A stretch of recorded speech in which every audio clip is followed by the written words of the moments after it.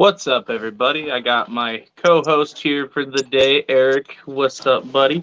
And What's our up, bro? special guest, Luke, from my boy over there at Lizard Morphs. How's everybody doing Hey, today? good, thank you. How are you? I'm doing great, doing great. Let's go a quick shout out to the sponsors real quick that keep this page running, guys. Make sure to check out Eden's Den, guys. Great sponsor.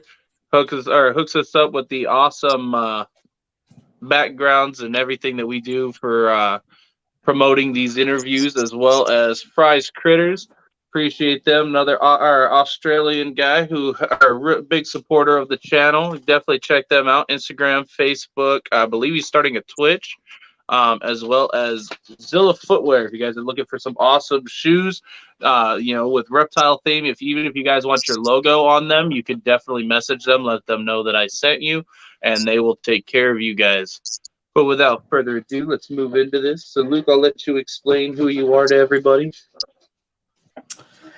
So my name's Luke. I have Lizard Morphs. We live in southeastern part of Australia, in Melbourne. Oh, we are a suburb of Melbourne, northern suburb of Melbourne. I have a lizard collection and a few other species of things as well that I do with my wife and my children. I love it. I love how you bring your family into that as well. Like, with everything, I'm very family oriented. So, seeing that you have like your wife get involved and your kids doing like the photography and stuff, I commend you on that. I think that's awesome. Yeah, it's pretty. That's a pretty big part of what we do. So I look after the blue tongues, and my daughter has a couple of blue tongues as well. And then my wife and my other daughter look after the dragons mostly. And then my son also has a dragon too. And my youngest daughter does stick insects, and my oldest son does frogs. So it's a real family sort of thing, Yeah, you guys are all spread apart there. Yeah. Yeah, we all do all sorts of stuff, so it's good. Yeah. Hey, you got to keep the positivity and the next generation loving what we do, though. Yeah, they're really into it. Like, like people say things to me like, "Oh, you should, because there's no export or import laws in Australia, so you can't have any animals go in and out. I know and that's people are like, "Oh, smuggle me out of blue tongue," this, and I'm just like, if I risked doing something like that and lost my collection, my children and my wife would kill me. So I just can't. I can't even consider doing anything that isn't for the the best thing for our animals, because I'll just virtually adopt an animal over there. I'll just take Shadow. Hey, listen, Darian, if we go down there and we find a way to put them in like a little capsule where they have oxygen, we could just and it won't dissolve. We could just swallow it or hide it, inside. You're terrible. Stuff but it it's over fun. there, fat fold. But yeah, the kids love it. Yeah. Store has. Yeah. Yeah, no, that's awesome though. So what are like? I mean, I guess you explained majority of what you work with, but what all like species do you work with or keep over there? Yeah, so me personally, I do the blue tongue lizards, or blue tongue skinks, you guys call them. Blue tongue skinks or lizards, you can call them either way. That's my main breeding passion. So I do all the different mutations of those. So this week I actually had a litter of visual hypermelanistic 50% het for albino babies, which are cool. So yeah, the blue tongues are really my main passion. And then I also do some monitors. So I don't breed monitors yet. I've just got monitors that I keep that I hope to breed in the future. But I have a couple of lace monitors. I have 3 Gillen's monitors as well. So yeah, for me personally, the blue tongues and the monitors are what I look after and work with. And then my wife, she looks after the bearded dragons. So she's got a pretty big breeding program of dragons. We do a lot of dragons, and we sell a lot of dragons. So she does zeros, she does whiplets, she does a whole range of different mutations and stuff. And then we've got a few other little bits and pieces on the side of those. So we've got some stick insects that my daughter looks after. We've got some southern brown tree frogs and some spotted marsh frogs that one of my sons look after.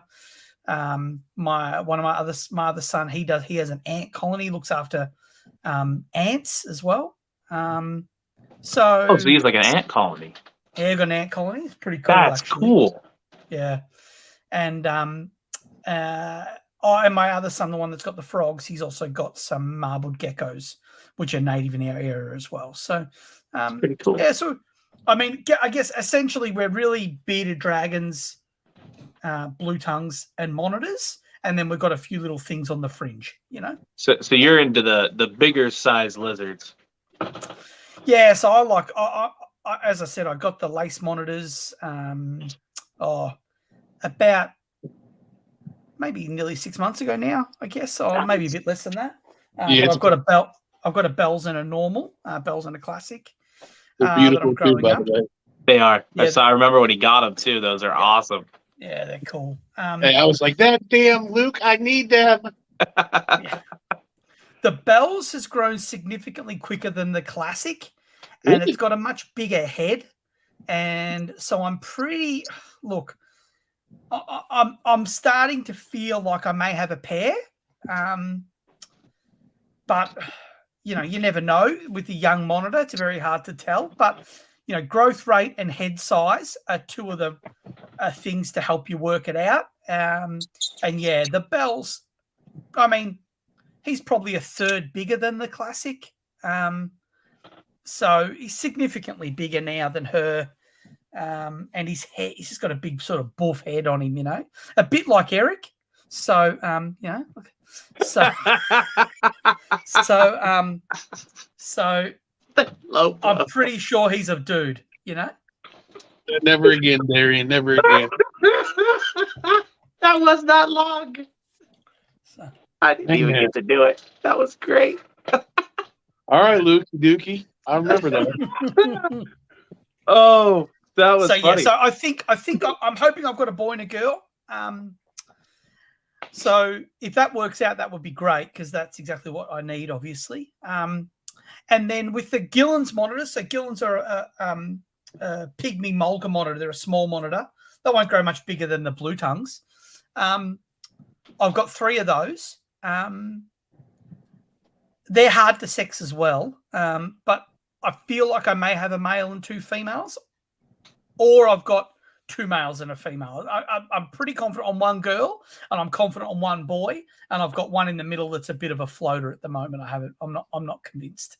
So we'll wait and see how that goes as well. So there'll be a future breeding project. I definitely want to get into breeding the monitors. That'd be really cool. You know? Yeah.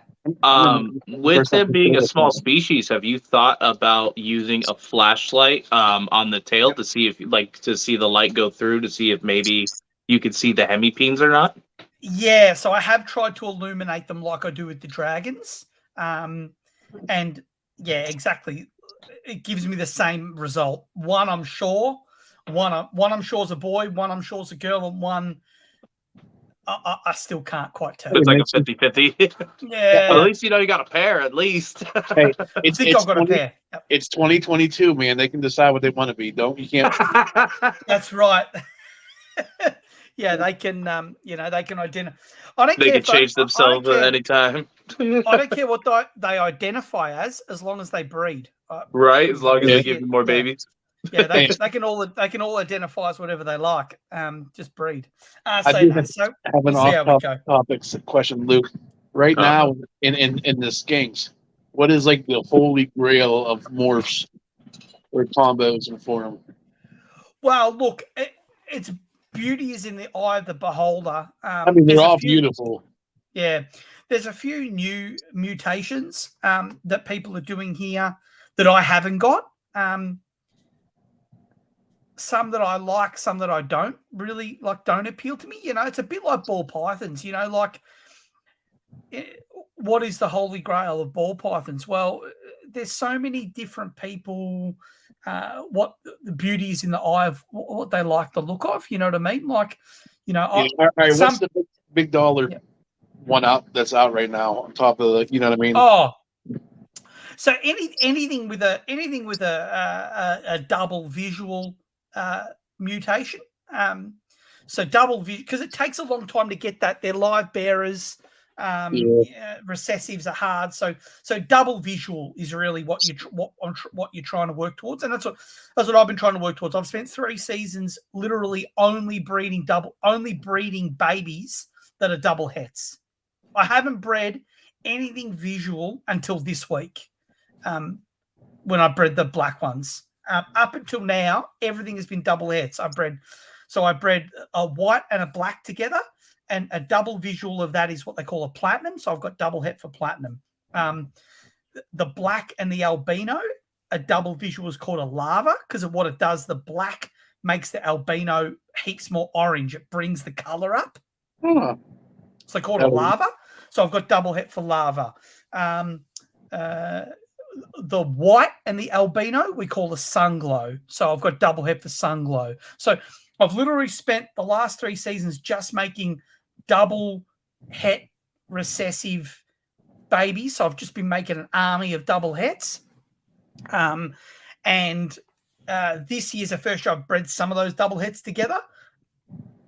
But over the coming years, that's what I'll be doing. Just bring double het to double het and trying to make a double visual. So, like, if you breed a double het to a double het, to get a double visual is a 1 in 16 chance. Same as ball python combos. But a 1 in 16, that might take you 2 or 3 litters. If they have 6 babies, you don't get it. You got to keep work. You got to keep. So, it's not that easy. But yeah, so the pair that I had breed and had babies this week I bred a visual hyper, the black, to a double het for lava. So 100% het for black and 100% for albino female. Bred them together. And I got 13 babies. 7 of them are black, and they'll be 50% het for albino. And I've got 6 that are 100% het for black and 50% het for albino. So they're possible lava makers, but they're not 100% lava makers. But they're nice, So I've got 13. I'll probably keep a couple just because, I like to keep 1 or 2 of the litters I make, and so add them back into the program, and then the rest I'll sell. Yeah. I want skinks now. Yeah, I'm excited to see how that turns out in the future, for sure, to see how that looks, Yes, there's a couple of guys in Australia that are sort of the leaders in the blue tongue mutations. There's one in New South Wales, Roger. Yeah, we're talking to one right now. Oh, thank you. There's a couple of guys who've been doing it for a lot longer than me. One in New South Wales, Roger, and one in Queensland, Joe. They've got different stuff, some different stuff. But the stuff I'm working with is the hyper, which is the black, anery, which is like an axanthic, no yellow one. What else? Hey, Eric, you're mute. Eric and Rodriguez, you're muted. Yeah. Yeah, he's muted. He's talking on the side real quick. I think he's talking to his kid. That's okay. So I'm working on the black, the anery, axanthic, the white, and the albino. So those 4 mutations, and then I'm working on double recessives of those. That's what I'm working on now. Yeah. Listen, I can't wait to see when Luke gets up there and produces like some crazy triple or even quad visuals, because it's coming. Yeah, so that's obviously what you want to do. Once I make some double recessive visuals, then you can make some double, you can breed those to other double visuals and make 100% quad hets, and then you're away. So Eric's shirt ate the phone. I don't know what happened. I'm trying to find my charger cord. The phone's gonna die. Uh-oh. So that takes a few seasons to get to that sort of quad one. But there are guys that are doing that. Like I said, those other guys are years ahead of me doing that sort of stuff. But that's the sort of stuff I'm working towards, and I'm keeping now. I've got a pretty big collection of blueies. I'm keeping a pretty closed group. I'm just breeding. I know which ones breed well together, which ones don't. I'm trying different things. I'll line breed a little bit and just see if I can pop something amazing out. So I'm wrapped this week. That litter of 13 that came out were that was amazing. I saw the reel you did with the babies, and that was just really cool. I see them setting them up on live the other night. Yeah. So the reel I did of them it's had 20,000 views, I think, so far, or a bit over 20,000. It's been a You're pretty killing it on the reels, man. It's been a pretty good reel. I did use a song with some swear words on it with that reel with the babies. I wasn't sure, like, do you go sometimes with the babies, like, do you make the reel all cutesy and nice and family friendly? But like my Instagram page is a bit like lizards to gangster rap music, so that's what I like. He's not wrong, man. I swear, I seen one that it was just a quick short with some gangster rap music and a bearded dragon, and it got like 60,000 views. Yeah, so that's just they're two, the lizards and reptiles, and then American rap music. They're two of my loves, so just combine them on Instagram, so. Man, you know what sound would have been good for his skink babies is that one where it's talking about, it's like a demon voice, and it's talking about you live in the dark, but I was born in the dark, or something like that. That's from Batman. Yeah, Bane. Yeah, that's Bane. Yeah. That's I might use that. I used the guy that does what's the Family Feud show there? What's his name? Harvey? Yeah, Steve Harvey. I used one with his voice the other day saying the question was a question on the show. It says, name something that is sexier when it's in black. And I used Shadow, and that went pretty good. That was a pretty good reel. I got some views. Of course you would use Shadow, but what else is amazing is that there's actually somebody that's been doing it longer and older than Luke on that island. Oh, thanks, man. Appreciate it. Yeah. Hey, you wanted to pick on me about my head. It's still, your head's still big. So and you're so old. and short. Look, I mean, I haven't been doing it for that long. I mean, I've been doing it for about 4 years, Yeah. Oh, yeah. So 4 years like crazy, like this, with a whole room of them, and they're in. I've got them in 2 other rooms now, and it's just expanded. I know we've seen one before. Whenever you were on an IG live with us. Yeah, I've always been into them. My mum is a vet. Oh, she's a veterinary biologist. So she like works on the scientific side of animal research.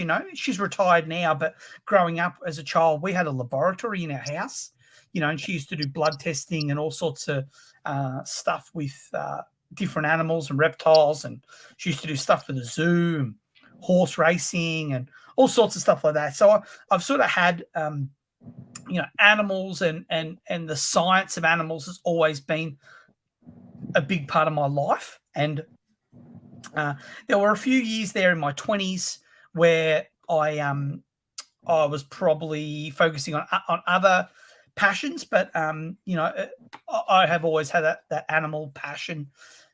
So to go back to the reptiles is great. I'm really enjoying it.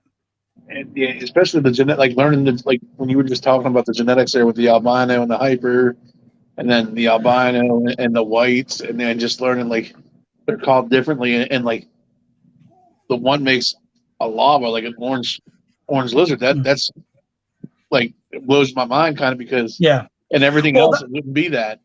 Yeah, well, that's why I'm into mutations because of my mum. So, wild types and localities and those sorts of things, that isn't They're what I pretty, grew up but with. I grew up with the science.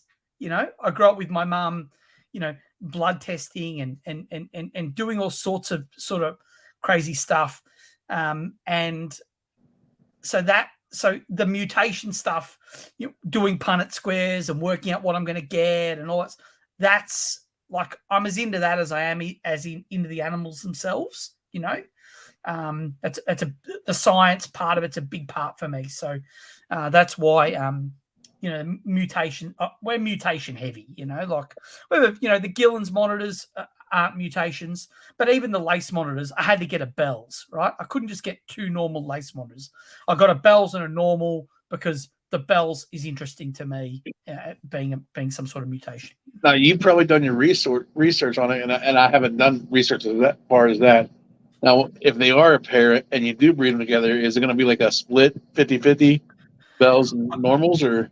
I don't know the percentage split, but you definitely get both. Yeah. Yeah, because bells is a naturally occurring dominant. Correct. Yeah. Yep. It's a naturally occurring mutation. So I know in the area I live, I don't think I've seen a Bell's in the wild in Victoria.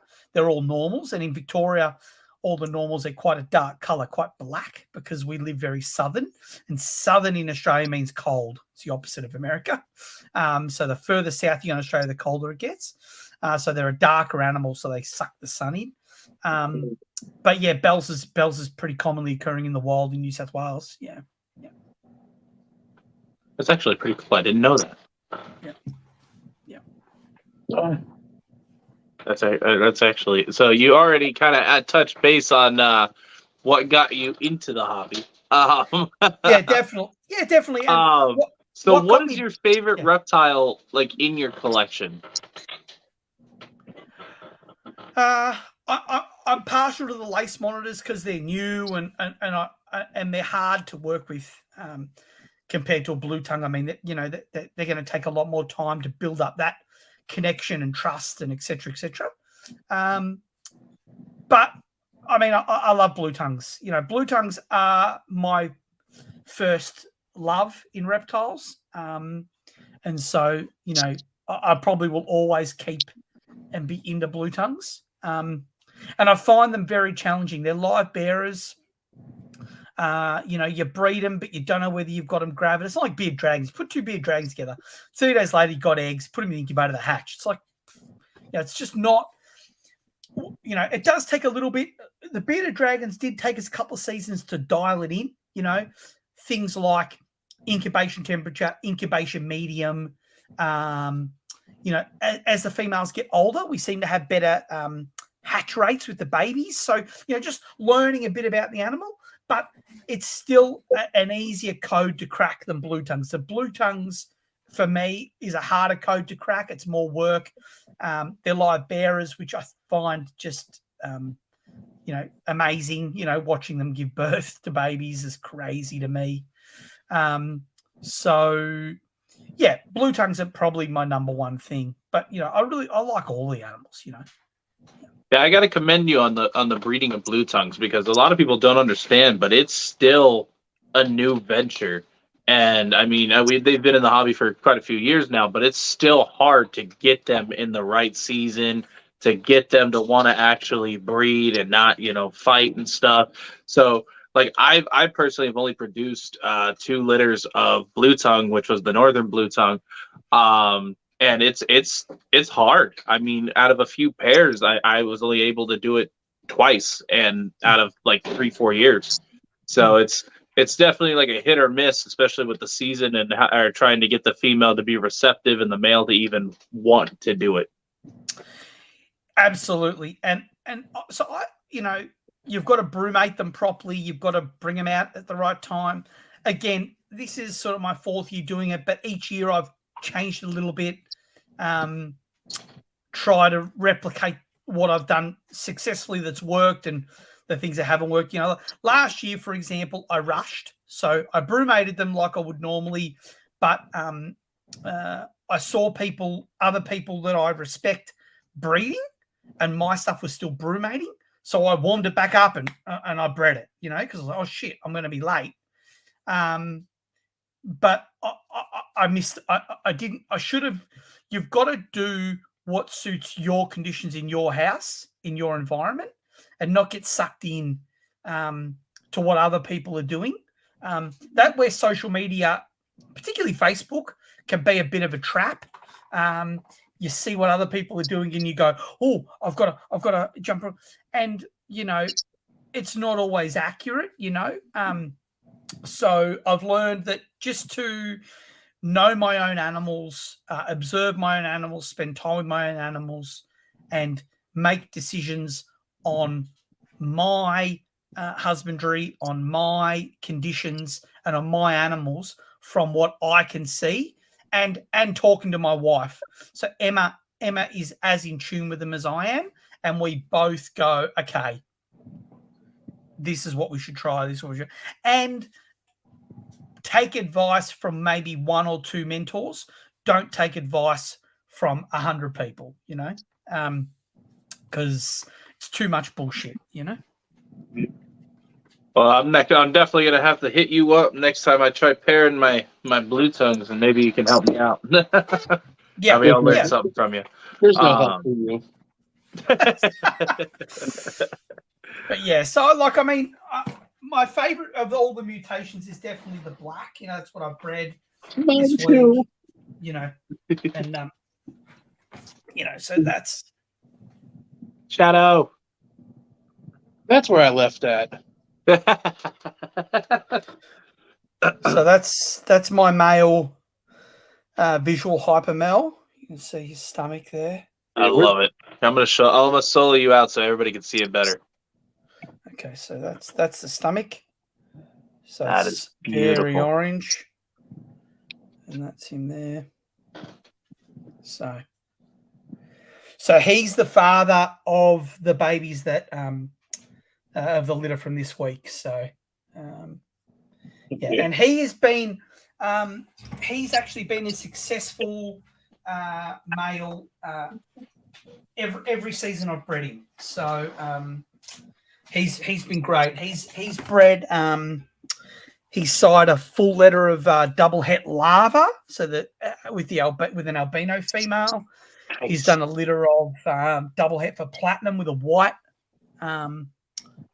female, and then this season I bred him to a double het larva, and was able to get that to work as well. So he's yeah. I'm very partial to him. It's funny because seeing Shadow, and you know, I've known you since you only had a few hundred followers, and I mean, I remember when you blew up. I remember we were all trying to get you to that 1,000, and the next thing you know, you're over here at almost 70,000 followers, and you know, it's amazing how quick you blew up too. But I feel like since I've known you, I think Shadow is the most acclaimed in your collection out of everybody. Yeah, he's pretty. He's right up there. I think because people like, you know, especially in America, he's something quite different. You know, being a black blue tongue, there's not many of them in America. Yeah, I'm thankful that there is some in America, though. Yeah, there's only like 6 or 8 out here, if I'm not mistaken. The ones that I have seen there in black and in white, they definitely need some outcrossing and then breeding. You know, outcross, make some hets and breed them back.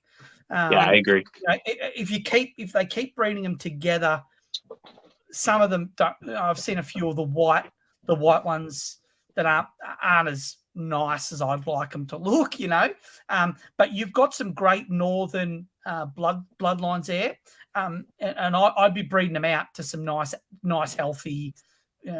Normal animals and then breeding those hets back in. Breed them back in. 100%. But there are some beautiful blue tongues in America. I think that's what my friend Victor is doing over there. I think he's breeding his to normals to produce hets to try to bring them back in. What's Victor's page called? Far Out Exotic. Far Out. Yeah, well, that's Far Out is Far Out's one of the guys I'm talking about. He's got some really nice stuff. And that's exactly what he needs to do. You know, he needs to outcross that stuff, make an army of hets, breed them back together. He'll have a great group of animals by doing that, you know, because he's got some really nice visuals, you know. He's got a couple of white ones now as well. So We got a question from the chat. I think he has one called a caramel. No. So an ivory blue tongue is a white northern. Yeah, that's a stock mutation here in Australia that someone's in America has named ivory, and I don't. They've just named it. It's just a name. Yeah, rigged. So the white. So I'll talk about the 4 mutations I've got real quickly. So the hyper, which is the black, and the albino, they started in eastern blue tongues, and there are eastern ones that are all eastern, and then there are ones that are a mixed blood, because we do mix easterns and northerns here for mutations. But my black ones are pure eastern. I've got albino both. I've got albino that's got northern, and I've got albino that's got a mixed.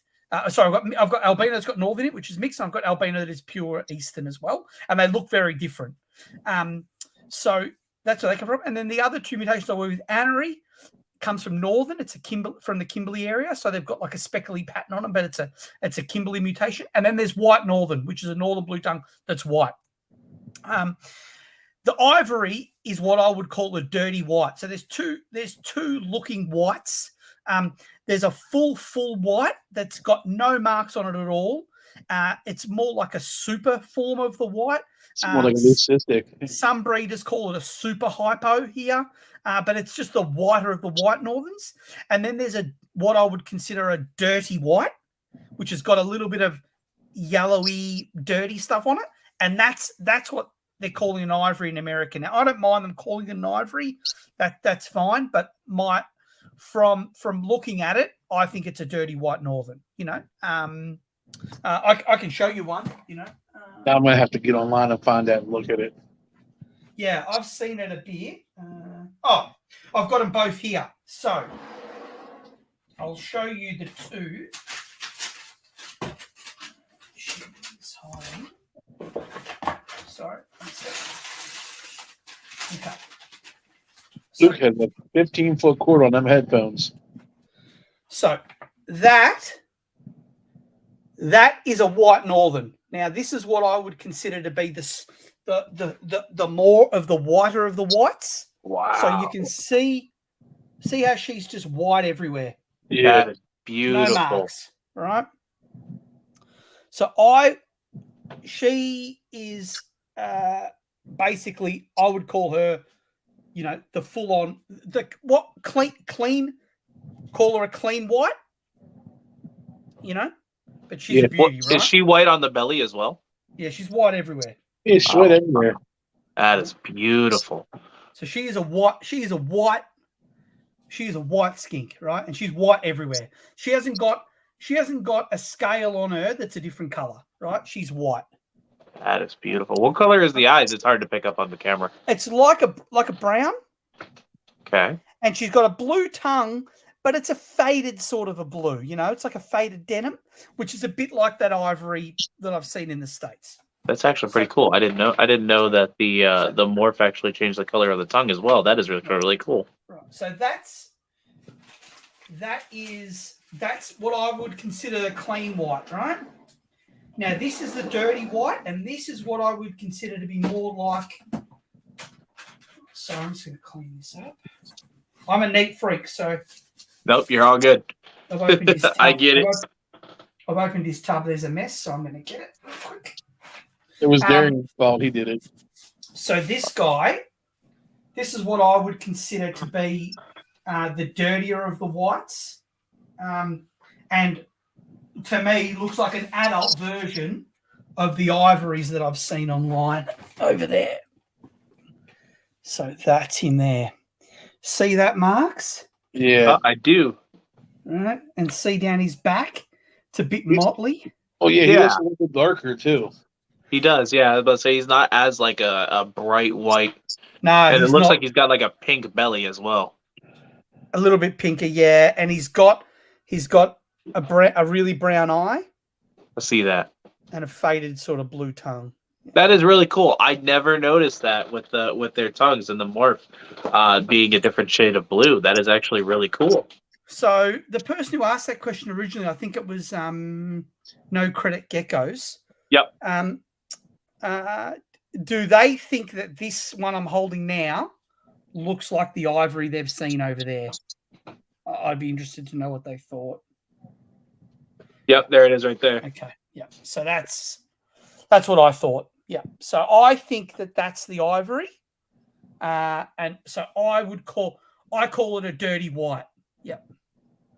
But doesn't mean it's not an ivory. I don't mind them calling it an ivory, but I think that's the animal. Yeah. So I think that's the same. That is amazing. So I don't think it's a new mutation. It may be just more of a newer mutation to America. I think what Far Out has got, his are more of the clean white. The first girl I showed you. Yeah, that's what I was going to say, because whenever he had his out. He's a white. Yeah, he's done a few lives with us. Yeah. So he's a more like my super, that girl, the real white. Yeah. But the dirty one, that's definitely what I think is what's going on there. Yeah. That's actually really cool. I learned something from that because I never knew anything about that. Like I know I have basic morphs of northern out here. Now my northerns have like some pretty coloration on them, but I believe they're just normal. Yeah. The one other thing that I could show you that's interesting is an albino that has northern blood in it and an albino that's pure eastern. If you wanted to see that, I could show you that. Yeah, that would be really cool. That's probably the only other thing would be easy to show over the camera. Do you want me to grab that? Yeah, sure. Okay. I think that'd be really cool. I'm learning a lot. That's when you know the headphones don't reach the whole or the 20 feet mark.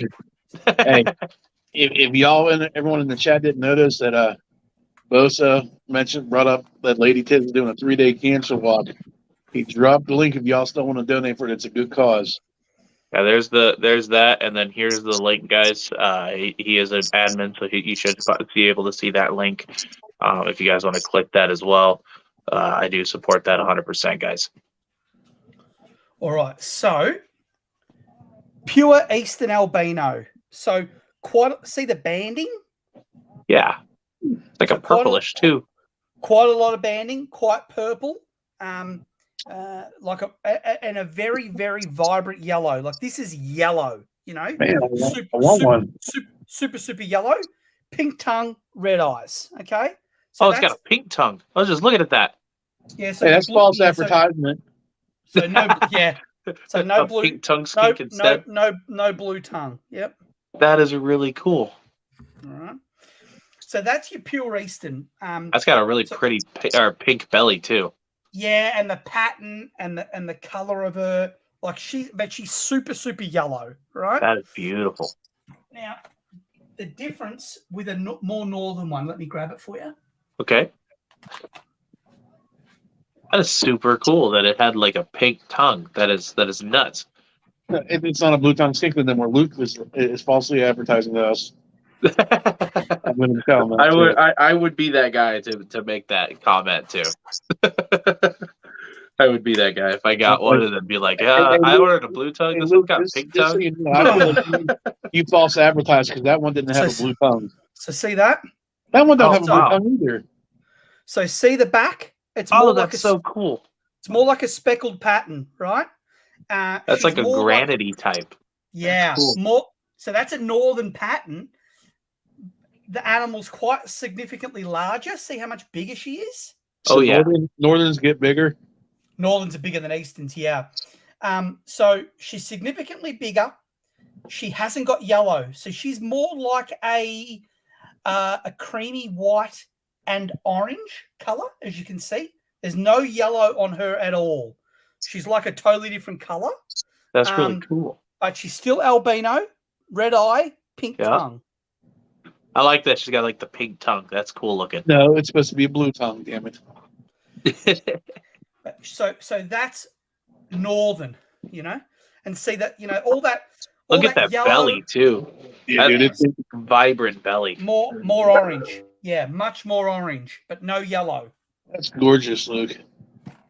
So That's a ripper right there. That is beautiful. I find that super interesting. That you got the albino that's pure eastern versus the albino that's got the northern in it, and how different they are. So. That is really cool to see the color tone difference as well as like the pattern difference on them. I think that is really cool. Yeah, it's great, and so that's sort of part of the fun, and then then I've got the anery. Is even this ain't that great because now I want every one of these son of a guns, and I don't think they're all up here. No, we don't. That's the sad part. We really don't. So this enclosure here is my anery. She'll come to me. Come on, darling. Come on. You coming? You gonna come out? It's not fair. My cobras come to me, but they don't want to come to me to be nice. Hey. So can you see her head? Think of that. Can you see her head sticking out? Yeah. So that's your anery. So no orange or yellow pigment. She's basically she's just like a silver gray color. That is really cool. It's like a silver bullet type color. Yeah. That is really cool. And the color on the belly too. It's not like it's like a grayish white coming through. That is really nice. But awesome contrast. See the pattern on her back? You gotta bring it a little closer. Perfect. It's the same. Wow. It's the same pattern as on that albino northern because they're both northern. So they've got the same pattern with and without any color, And I am loving that. The anery has a solid black eye as well. That is cool. So it's a black-eyed anery. So she's full black eye, blue tongue. Yeah. So she's beautiful. Yeah. Man. Back you go, darling. Getting a skink education today, boys. That's why I love having Luke on, dude. I learned so much about blue tongues from him. It is insane. I just learned I had a big head. You didn't learn that today. That sounded good. Trying to give you credit. All right. That was funny. That's old news, Eric. You would know if it was old, huh? I'm joking. That was funny. He caught me off guard with that one. Caught you off guard. He caught me off guard. I've never heard Luke make a comment like that to me. That was great, actually, dude. That killed me. It was funny.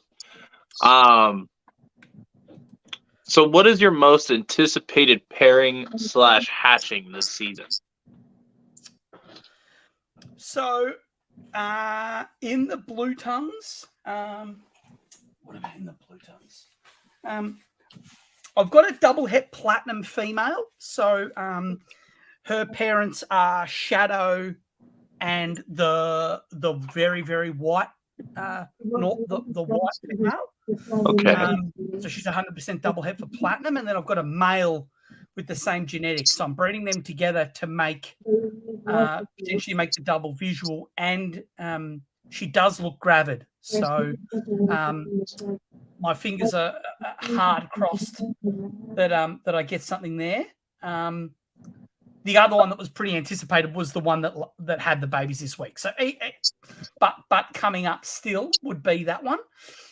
In the bearded dragons, we've done really well actually so far this season. We've got over 350 eggs, and we've had over 100 babies so far, I guess. But we've mown up until this season. Our main recessive mutation has been zeros, but we've been growing up some whiplets, and we've just paired them in the last 2 weeks, and they've bred. So I would say now that we're sort of really waiting big time for. Listen, I remember the first reel I seen from Luke before even talking to him. and it was that kamikaze beardy that jumped out the cage. Yeah. So that's Levi. So Levi, he's a pretty famous lizard. He's this is him here.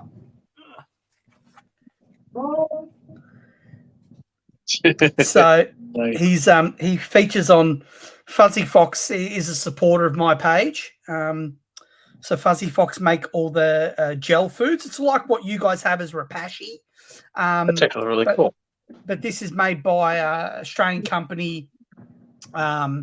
Ingredients, specifically for bearded dragons. It's probably 100 times better than Rapashi stuff. There's a veggie, there's a carnivore, there's an insectivore. There's a whole range of them. But yeah, I use them on all my animals. They're fantastic. They do ship worldwide. So yeah, Fuzzy Fox. There's a link on my Instagram to go to it.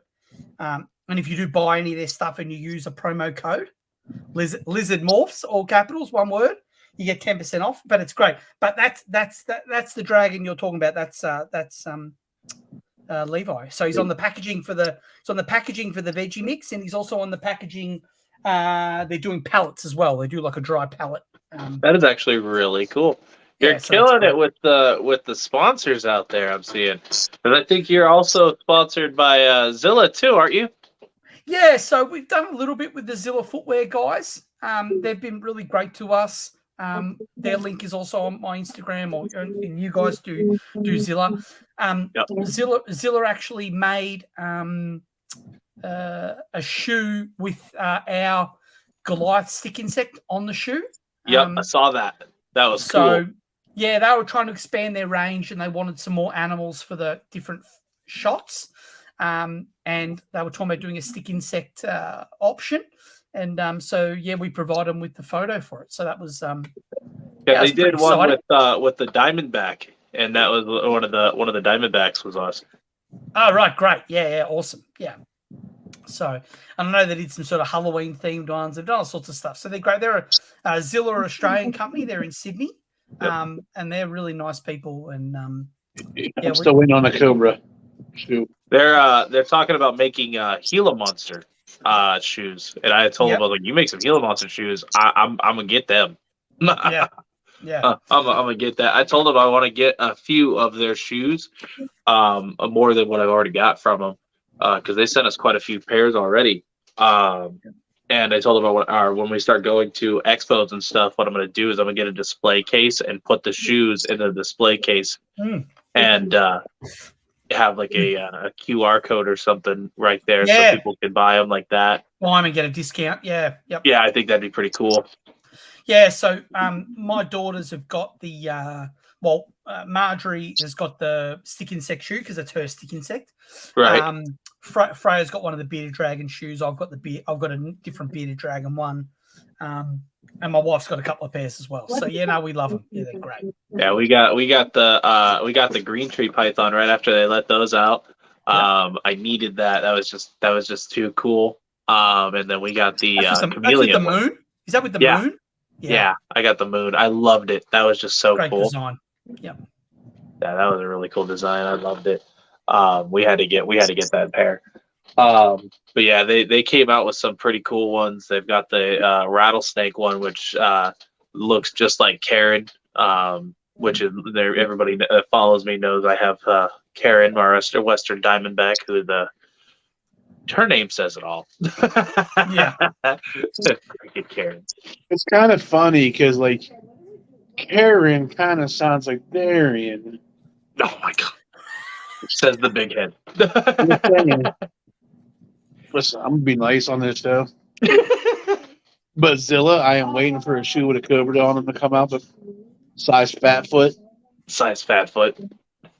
If you need a custom shoe, like custom size, if you're over a size 12, just message them, and they have a sign company they go through, because I have to custom order mine because I'm a size 14. I said fat foot. I didn't say Godzilla foot. Jeez. Hey, I wear a size 14. Calm down there. You go water skiing without skis. Hey, did all the fat go just to your head or what? But obviously all the fat went to your feet. Touche. Touche. This is just friendly banter. Don't nobody get offended. We Oh do my this God, little- right. I'm gonna get another lady message me. You're bullying Eric. Anyhow, back to Luke. Yeah. So what is your favorite morph out of the blue tongues? Like out of all of the morphs that you have or even don't have, what is your favorite morph? Oh, I like the hypermelanistic, the black. Yeah, I just love the black ones. I agree with Luke. I agree with Luke. Shadow is dope. once you go black, No, I don't agree with Luke no more. But no, I just love the black ones. They just look great. If that was the case, you wouldn't have so many of them, Luke. Right. That's right. And I definitely, I'm a fan of the black ones. Yeah. Yeah, I love Shadow, so Shadow kind of won me over on that one. Now, does he have like a real? Because he's hypermelanistic, real nice iridescence in the light too. No, they don't have that sort of. They're not like a snake with the iridescence on them at all. No. I was actually curious about that as well, being that they're. Well, I just figured because he was black, he might have, Nah, right. That's what it made me think of. They're glossy. They've got like a gloss finish on them. When they're not in shed, they've got a real nice gloss, smooth, shiny finish. But there's no iridescence in them. No, none of them are like that. No. Not like a snake.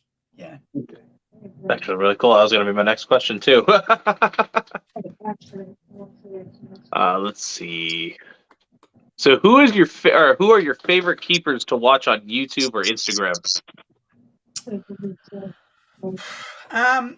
Look, there's a lot. I actually had a live. I did a live stream this morning on my Instagram with one of my favorite guys, which is Mason Barnes. He's from Orange County. Yep. And we did a live this morning. It's on my Instagram as on replay. So you can go back and watch it now. So myself and another Australian guy, Colin Schumacher. Colin's also someone I've sort of looked up to for a long time and watched his stuff for a long time. I got to message him and get him on. He seemed upset when he was like, "You're good on there, but I'm not."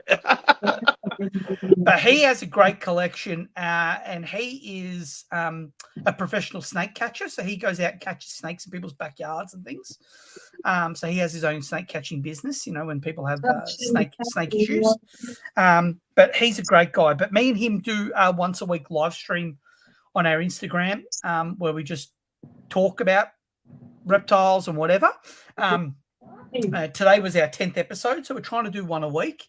And yeah, we're not going to, there's quite a few shows on YouTube and other platforms, which I watch all of them. I watch this one. I watch, Flexin' and Finessing. I watch MJ. I watch Snakes the Fat Man.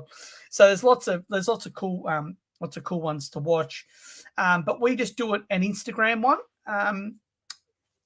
Just because that's where our following is, and so no one else really does one regular on Instagram like a show, so we just started doing that. And so just something a little bit different, So today we had Mason on as a guest. He's great, and he's certainly someone I really like watching, and his stuff's awesome.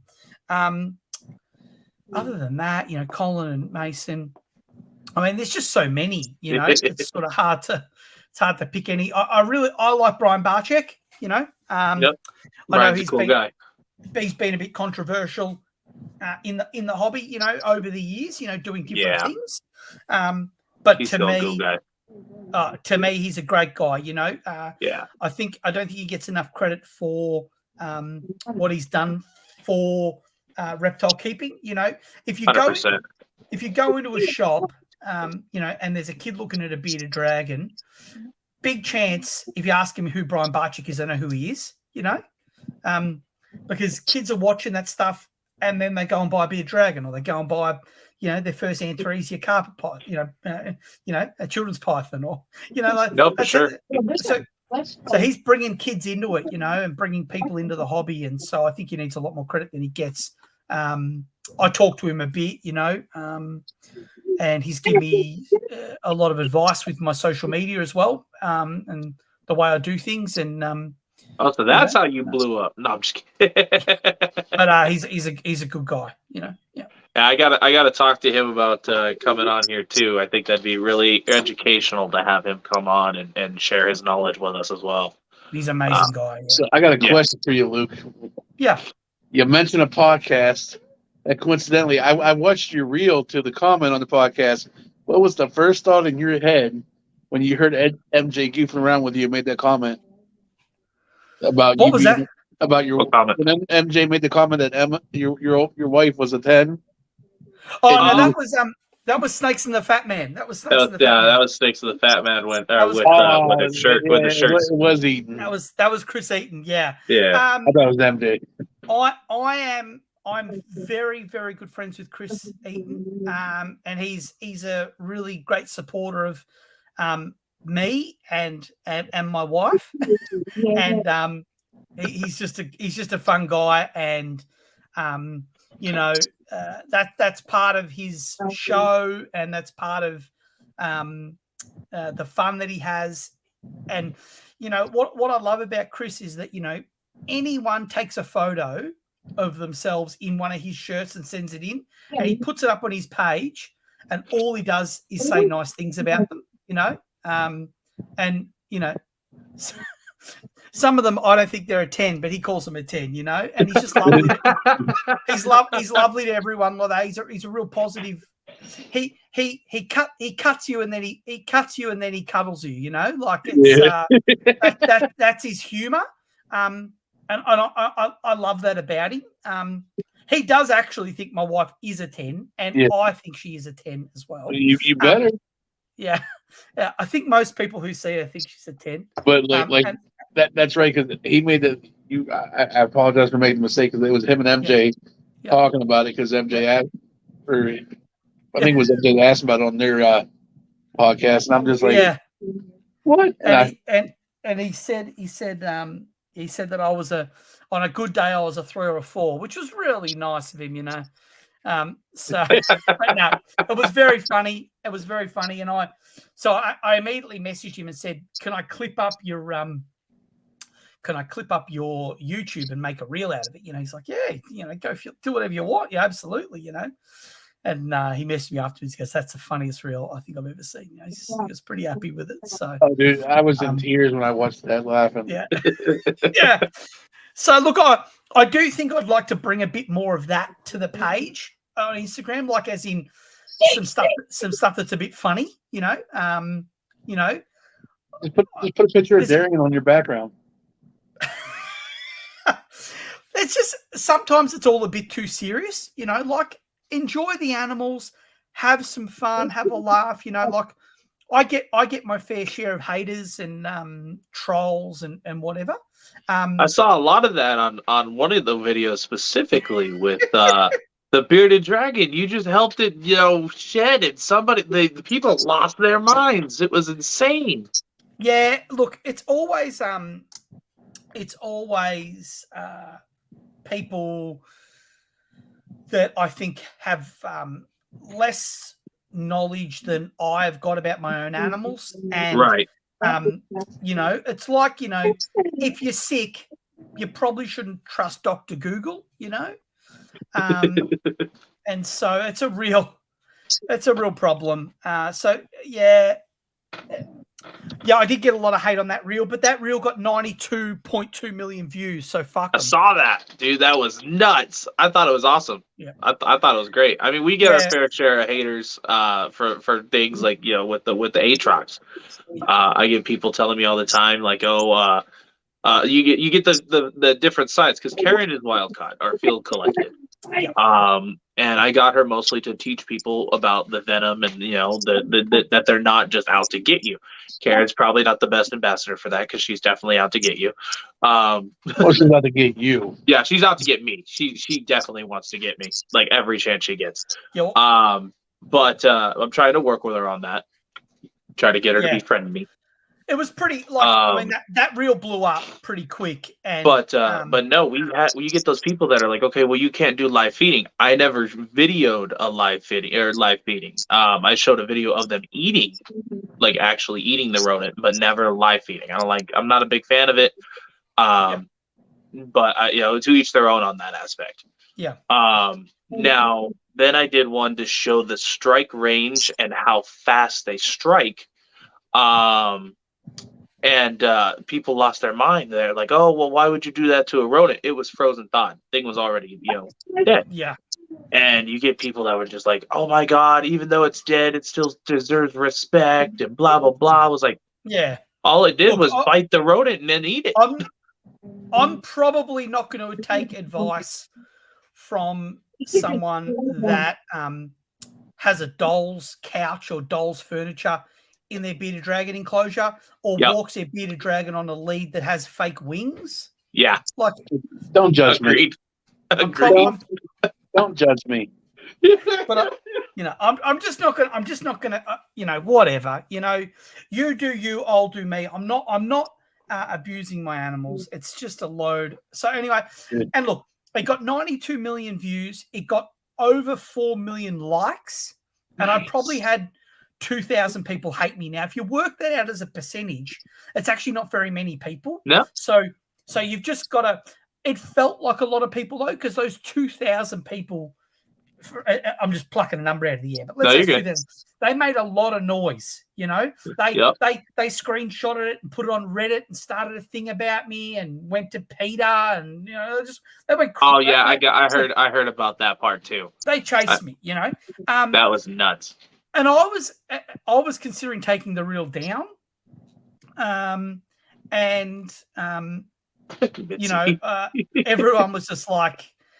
everyone was just like, no, don't do that.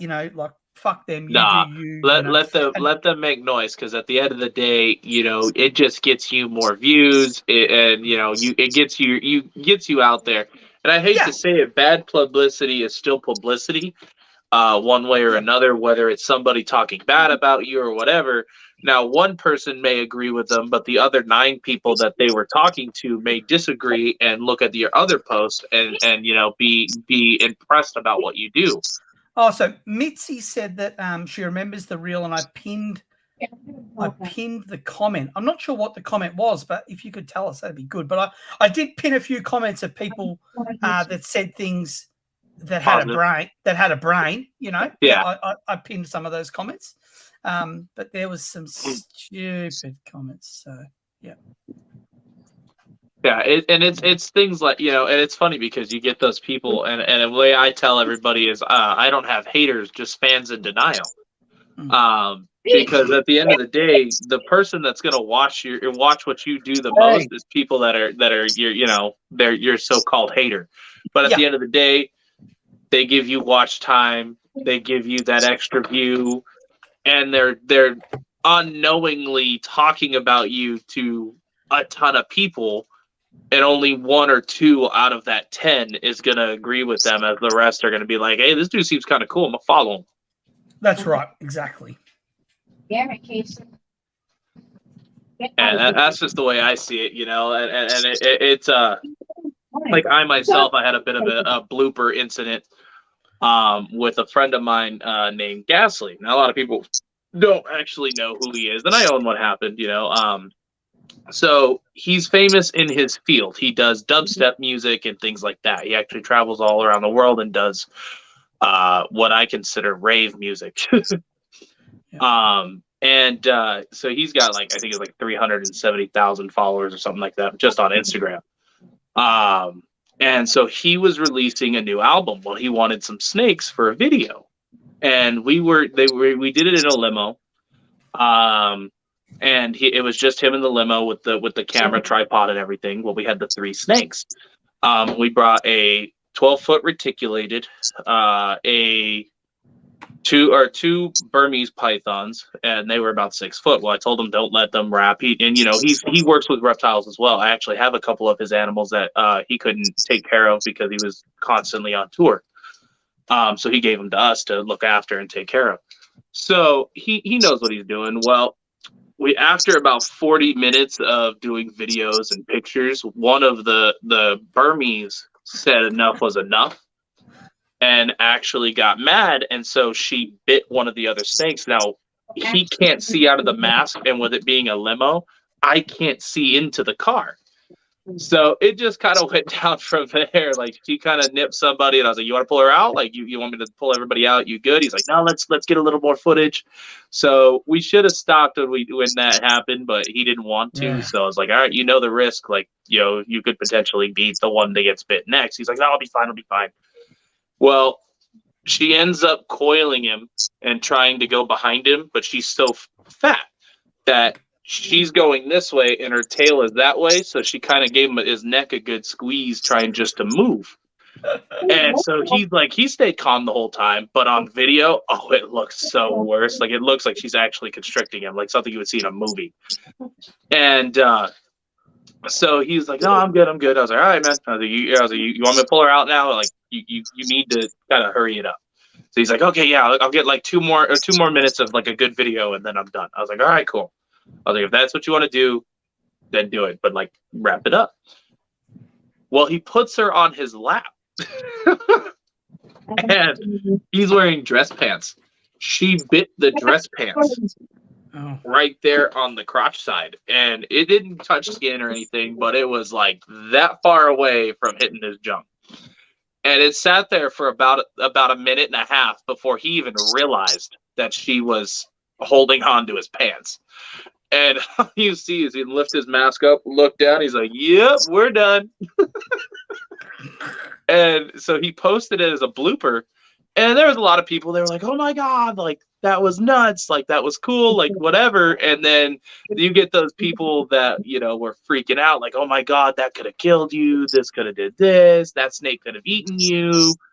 And I'm like, he's like 5 foot and the snake's like 6 foot and it's only like, this much round.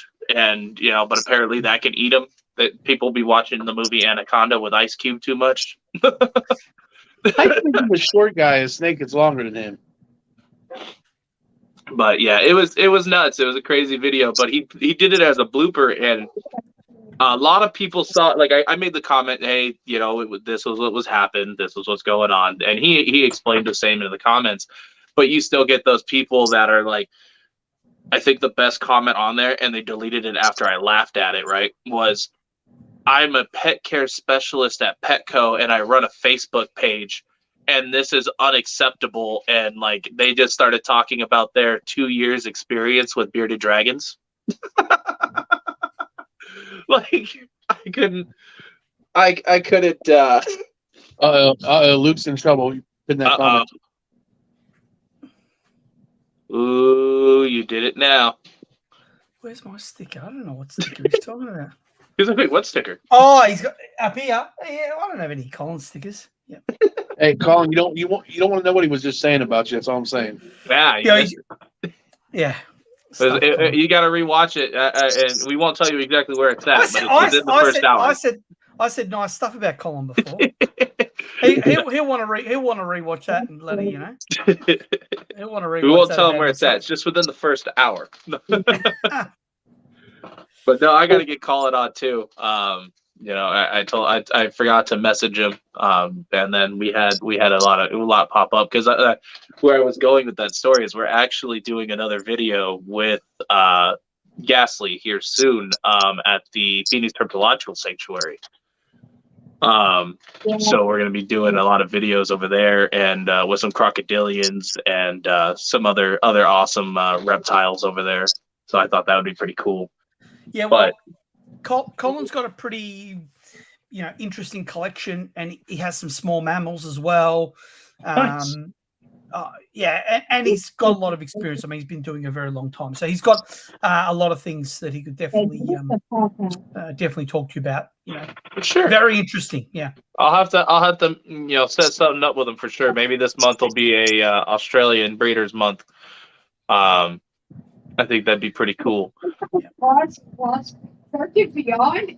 So if you had the chance, all permits, experience needed to own one or a pair of any reptile and that's even out of Australia, what would it be and why? Well, Australia has no import export laws, right? So we can But only keep that's if Australians. you had all the permits, No, everything, like as if the San Diego Zoo, or not the San Diego Zoo, the Australian Zoo. Let me finish. Shut up. Go ahead. So, because of those import and export laws that we have here, in Australia, we only have turtles and we don't have tortoise. We don't have any species of tortoise here. I didn't know that. Yeah, so that makes me lean towards like a large tortoise, like a galap, something like that. Yeah, in Australia we only have turtles, so and I love the big tortoises. So I probably would lean that way. The other animal I really love is Komodo dragons, but the closest genetically related species to Komodos is lace monitors. And so that's why I got lace monitors.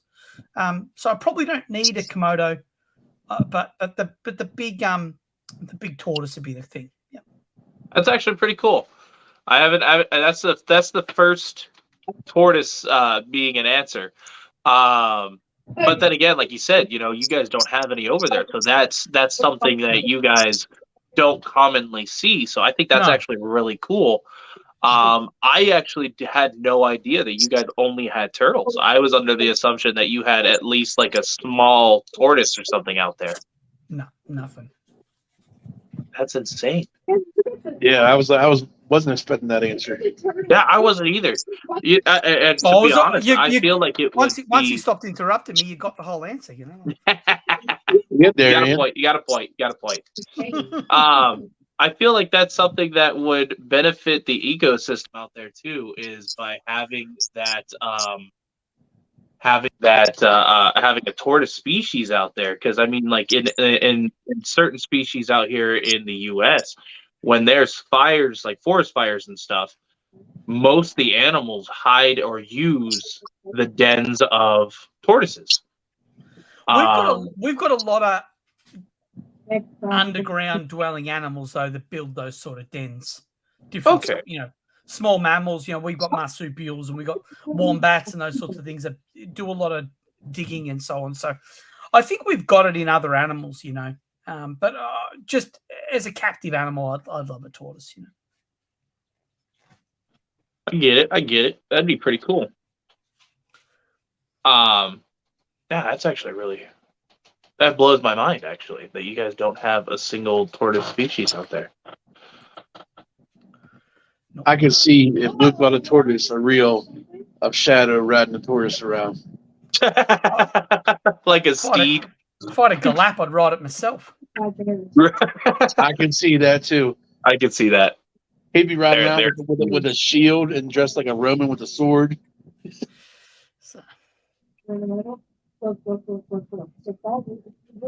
So, I have a question. What was it? There you go. Here's a funny one. And I stole this from my boy Derek's Reptiles. I'm not entirely sure if he's still here. But how many followers would it take for you to tell your wife that you're too famous now to be able to be bothered by taking out the trash? I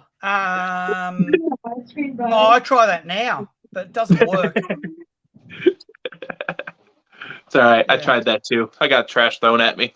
I've tried that. No, look, I mean, we both work pretty hard around the house because we've got so many reptiles, and we've got 4 children, and we do a pretty even amount of stuff. That's the best way to be. I like it. It was just a funny joke because I asked that to another guy, and he asked his wife right then and there. He's like, "Hey, I got a couple thousand followers. I think I'm a little too famous to take out my own trash now." He's like, "That job's up to you." And then within 3 seconds, she's like, "Oh, really?" And the camera went off. And you could hear her kicking his butt. It was funny. It was great. I said that to my wife, and I got the chocolate too. I don't think I'd try that on. No. That happens. So what is one species you would never work with, and why?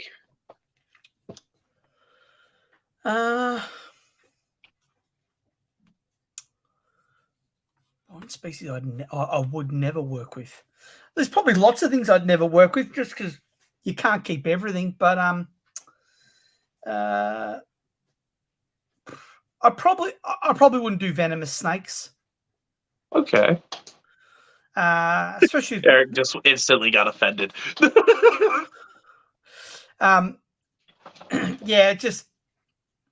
it's not The risk to reward. Yeah, I love looking at them. You know, like I love looking at them, and I can appreciate them, and I think they're amazing animals. But it's just probably not something that suits my house. You know. No, I get it. I love that answer because it's venomous isn't for everybody.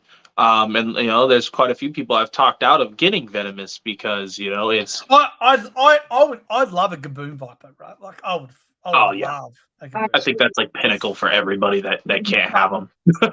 You ain't ever tried to talk me out of venomous. Why? It's because I want you to get bit, but that's besides the point. But I love cobras. I love gaboons. There's some Australian ones that I really like as well. I love death adders, Australian death adders. I like it. And there's some mutations in death adders too, like there's like albinos and stuff. Yep. And if I was going to do a snake, I don't have any snakes at the moment. If I was going to do a snake, it would have to have a mutation. And then I do like how venomous snakes look opposed to pythons. People talk about blue tongues being like a pet log. Just like a. And so I think a lot of the pythons are not as interesting as the venomous stuff. So, but I like mutation. So if I was going to get into snakes, I'd go for like a albino. An albino version of a venomous, but yeah, I mean, I probably won't do that. No, I get it. I 100% get it. I actually talked FTL out of getting venomous just because it's not for everyone for sure. It's that there's always that risk to reward, especially in our state. We can't breed them. And we're the same aspect as where you are. We can't import or export venomous. We can only keep what's native. So if you find it outside, then you can keep it as long as you have a hunting license. But if you don't, then if you don't have that, then you can't keep them. But our limit is 4 per species, as long as it's not the protected.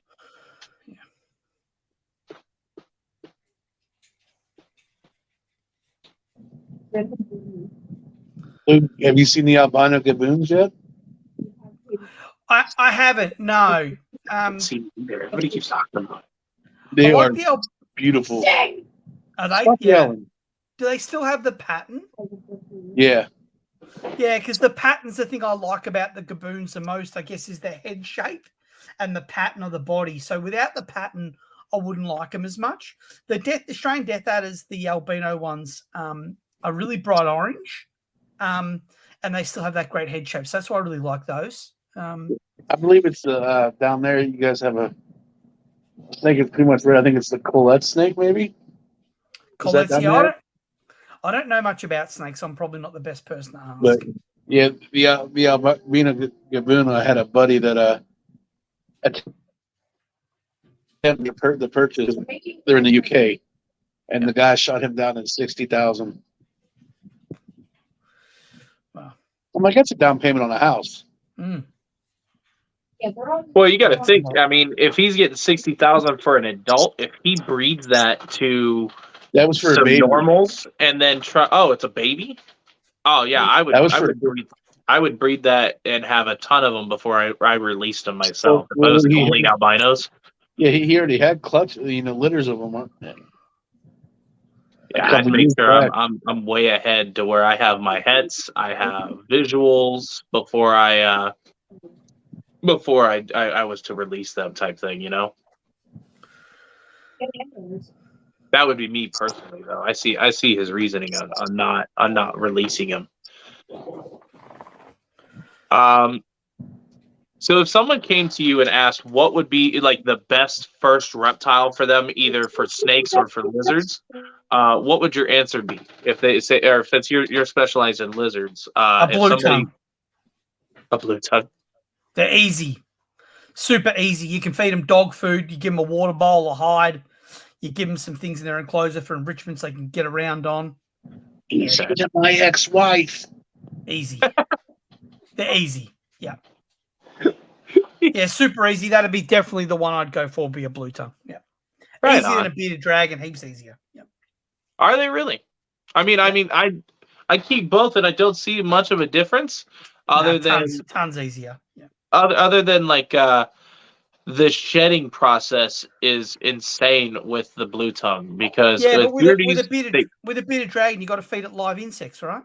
yeah, You don't have any live insects with a blue tongue. yeah, Feed it that dog makes food out of sense. a can. And then blueberries and stuff, mix stuff around. Yeah, that makes Dry sense. dog food, wet dog food,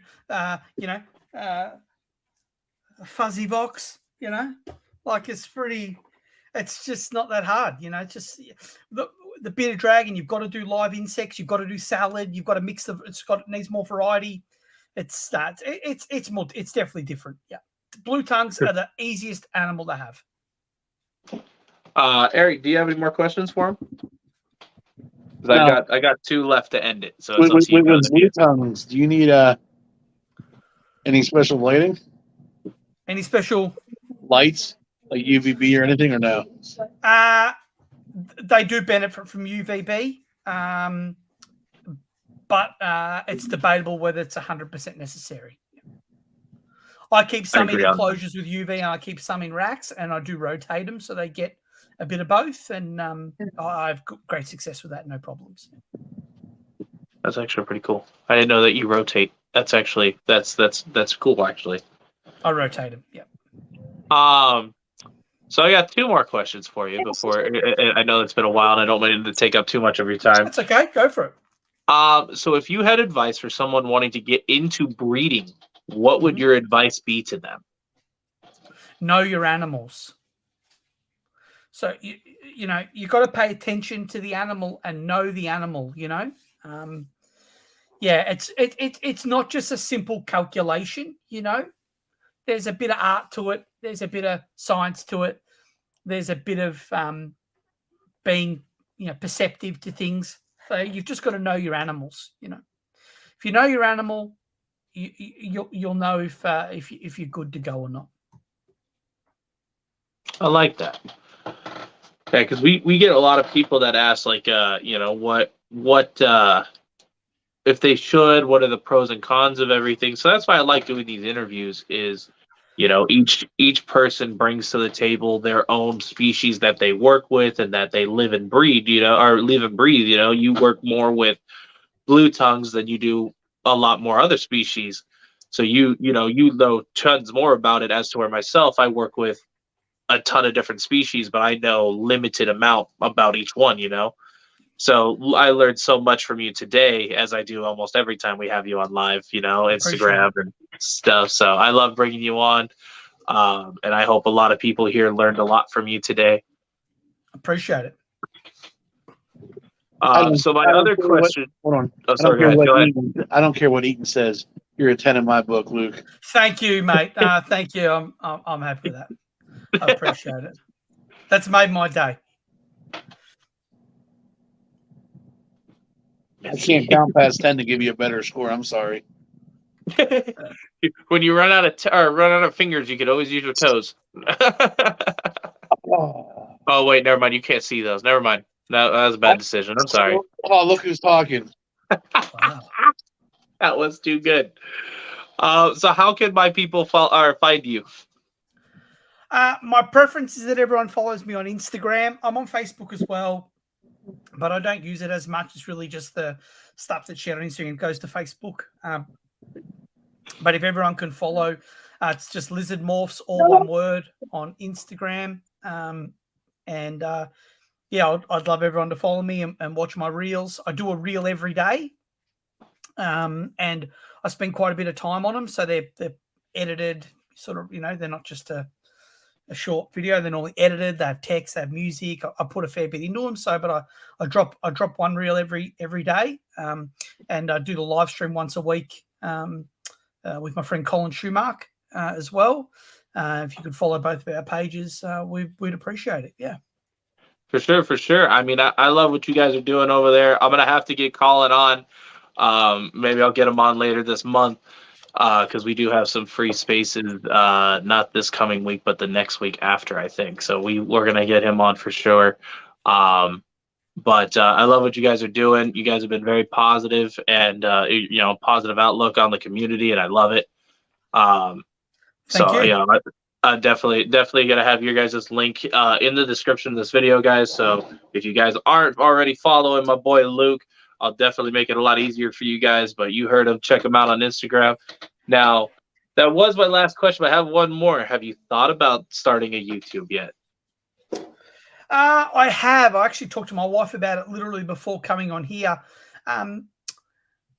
Like our Instagram live that I do with Colin, we're now having guests, and we're doing a bit like what we're doing here today, talking about things, showing things off and stuff like that. But I enjoy the short form videos and the Instagram type style probably more. But I like doing the lives as something a bit different. I have had a lot of people trying to encourage me to do it on YouTube, but I don't know. I'm not sure. You could always reshare what you do on Instagram onto a YouTube and just see where it goes. They have instead of reels, they have YouTube reels and shorts too. Yeah, so I have got a YouTube channel. I've put about 10 shorts up. They're just copies of my reels. I have done that. So I have, but yeah, I'm not sure. I'm not sure if it's for me. I get it. See what happens, But yeah, I'm 50-50, so yeah. I like it.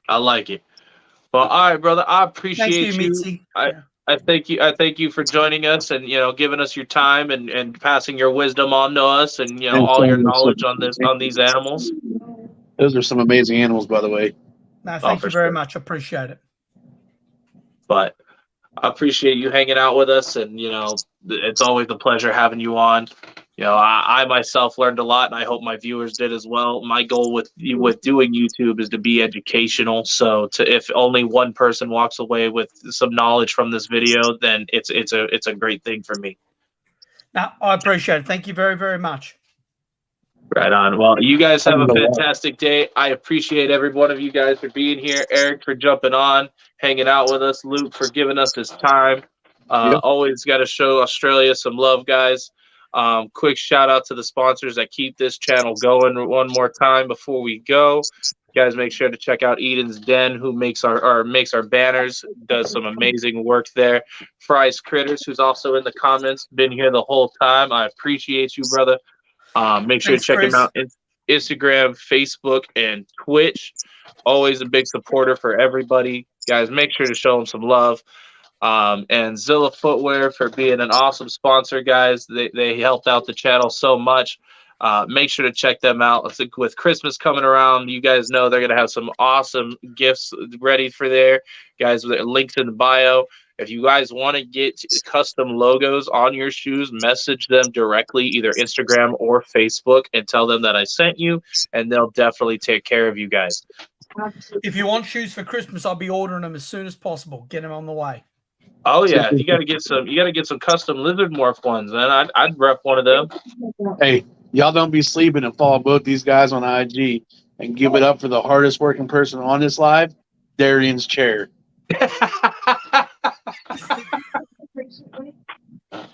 I knew it was coming. I knew it was coming. But all right, guys, you have a fantastic night, and I'll catch you all on the next one. Later. Peace.